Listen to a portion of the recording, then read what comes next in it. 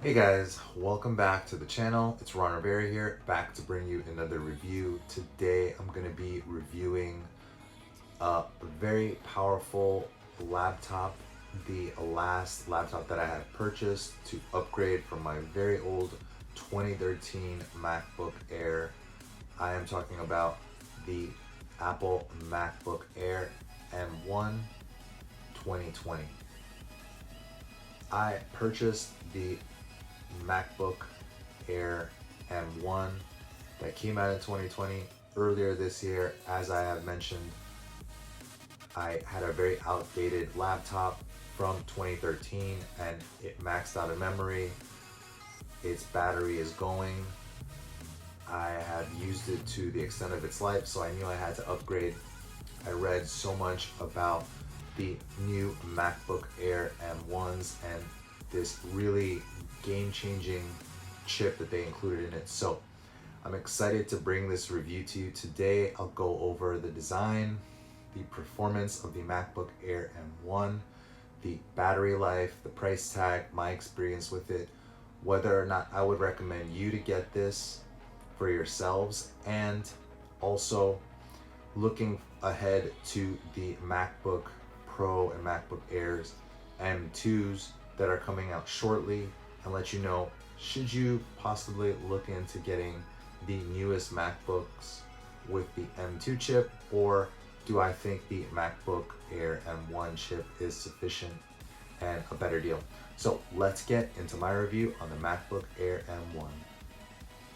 Okay, so looking into the design of the MacBook Air M1 13-inch, it comes in at a size of 12 by 8.4 by 0.6 inches, and it weighs 2.8 pounds, which puts it in the middle of the pack with other laptops of its size in comparison. The body of the MacBook Air comes in its typical aluminum chassis. It is modern and sleek looking. It comes in three colors: gold, silver, and space gray. I purchased the space gray. I think it looks really nice. Something you may not be aware of is in the design of the MacBook Air M1, Apple decided to take out the fan that was apparent in prior models of the MacBook Air that was used to cool the hard drive when it was running a little hot and running multiple tasks. So it might not be visual to you, but there is no fan in this. As I will talk about later in this review, it doesn't become such a big issue because of how powerful the laptop actually is. Another downside that you might notice is that the MacBook Air M1 has two Thunderbolt USB 4 ports. This is a big downside for a lot of people, as other laptops simply offer more ports for you to plug into. So that makes it hard when you're trying to possibly connect to multiple different devices, such as another monitor or an external hard drive or another device that you want to connect to. Overall, the MacBook Air M1 13-inch is sleek and modern looking and very beautiful. Now, coming into the performance of the MacBook Air M1, here is where we talk about a lot of its glowing reviews. The MacBook Air M1 is a powerhouse. The M1 chip is a game changer. Apple decided to start using the M1 chips instead of the Intel chips that it had used in prior models of the MacBook Air line. And what this did was it essentially centralized all of the data into the M1 chip to use on the architecture of the laptop. So it just became so much faster, so much more powerful, so much more efficient, and efficient at using battery as well. The MacBook Air M1 is lightning fast. I use it to program, I use it to watch tutorials, I use it to do simple tasks. I can have multiple tabs open running videos, and it doesn't slow down at all. It is a very powerful, impressive machine, and one of its highlights is its performance. Along with its beautiful design, the performance of the laptop is very impressive, and it stands up against many other laptops when it was compared with other laptops in the search speed as well as downloading speed, using programming compilers such as Xcode, and even its battery optimization, being that the M1 chip that this MacBook Air uses is so much more powerful. Across the board, the performance of the MacBook Air M1 is one of its glowing positives. Next up, talking about the battery life. Now, like I had just previously mentioned, the MacBook Air M1's performance is truly astounding and impressive, and runs to the top of the list when making comparisons with other laptops and brands. The battery life of the MacBook Air M1 is also truly astounding because the M1 chip is so efficient at using that architecture and not having to swap data between different parts of the laptop, the CPU, the GPU, and all of the data is accessed in one place. The M1 chip is able to be much more efficient, therefore using much less battery.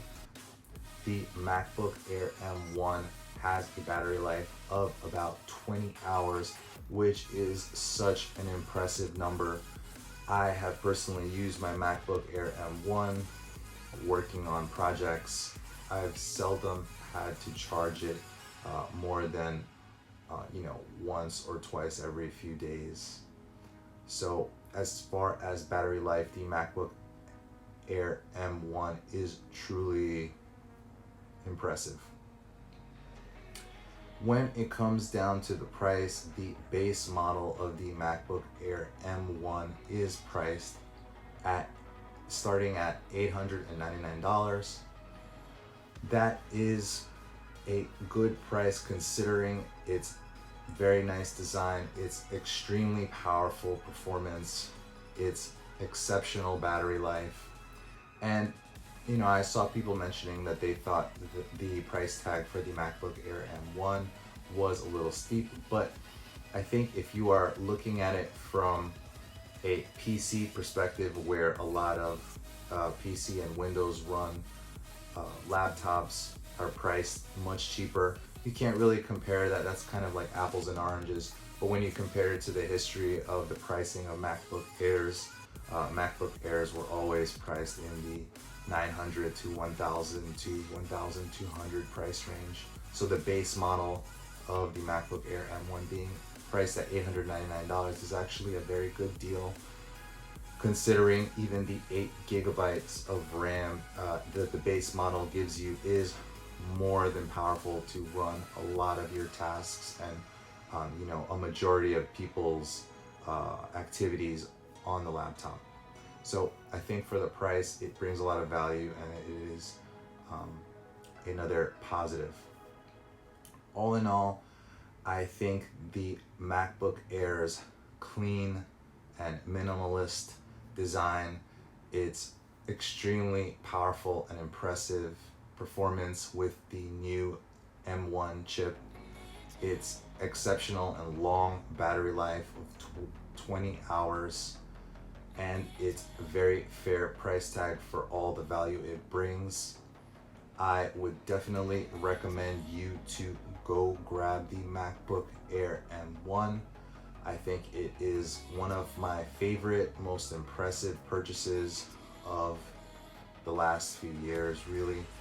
And I actually purchased 16 gigs of RAM with 1 TB of SSD memory. I personally did that just because I knew I wanted to be programming more.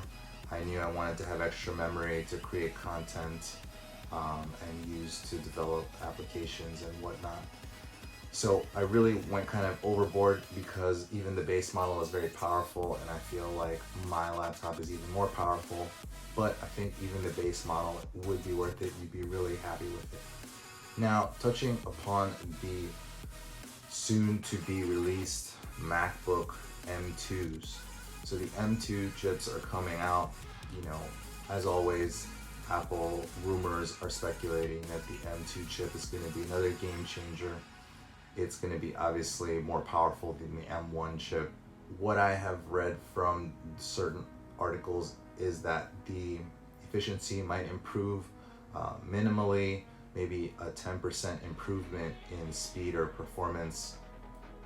For that change, I would say, I think if you are huge into working and specifically video editing and doing a lot of tasks, maybe programming, and you're going to use a lot of RAM and use a lot of memory, and you really need to optimize your speed and efficiency of your laptop, you might want to wait and see how the MacBook Pro M2s do, because I'm sure they will be more powerful. However, for a large swath of the population, the MacBook Air M1s are more than powerful to take care of any tasks or objectives you have for your day, whether it is in app development or software engineering or video editing or just casual surfing and doing simple tasks. I think the MacBook Air M1 is more than you had hoped for, and you'd be happy that you got it. So there's another review. Thank you all for joining me again for another review. If you enjoyed this video, make sure you leave a like. If you haven't already, make sure you subscribe and turn on notifications for upcoming videos. Also, if you haven't already, make sure you follow me at my Instagram at irondrivera, where I'll be posting current and upcoming tech reviews to come. So thanks again, as always. Until next time, see you all.